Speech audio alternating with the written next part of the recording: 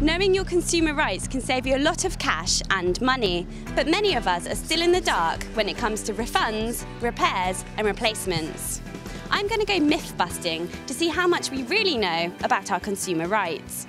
For example, what would you expect to happen if you tried to return a faulty product without the receipt? Yeah, I should be able to. Depends on the merchant though.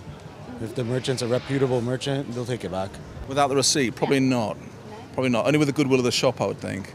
It totally depends on the store, I think. And if you've still got the labels on it and everything, you should be able to argue it. I think you've got some consumer rights. You just have to prove when you bought it. And I think they have records as well, especially if you've paid for it by credit card. Actually, you don't legally need a receipt to get a refund. The Sale of Goods Act 1979 states that a credit card statement or a bank statement are also accepted.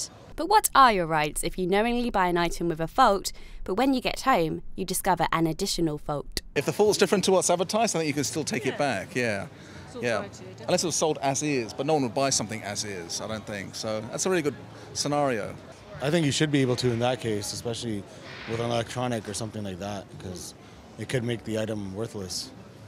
I'm not sure you'd get a refund. I think you might be able to get an exchange.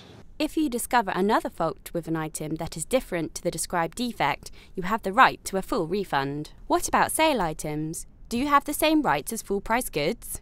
I think it depends on the retailer. Some of them accept it, some of them don't. No, usually on sale items you can't take stuff back. Like, they'll tell you can't take it back. No, yeah, you've got the same rights. If it's faulty, you can still return it.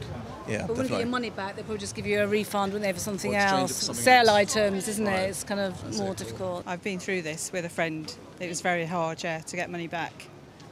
Yeah, and it costs a lot of money to get it back, to get it changed, so they were out of pocket anyway. Just because the price of the product is reduced, it doesn't mean your legal rights are. The Sale of Goods Act says the product must be of satisfactory quality. Many of us shop online now, but do we still have the same rights on the web as on the high street? I actually do more shopping online than I do on the high street, so I'd expect to have the same rights.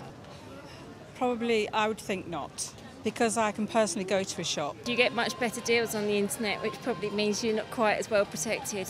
Actually, you get more protection online than you do on the high street.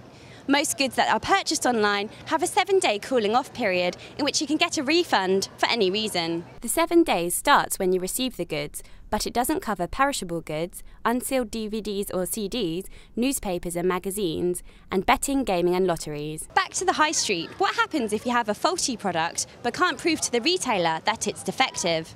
If you get a fault with a product within the first 6 months of ownership, you're entitled to a replacement or a repair. You don't even have to prove the product is faulty. So there you have it. The facts about consumer rights aren't complicated, and once you know them, you'll save both time and money.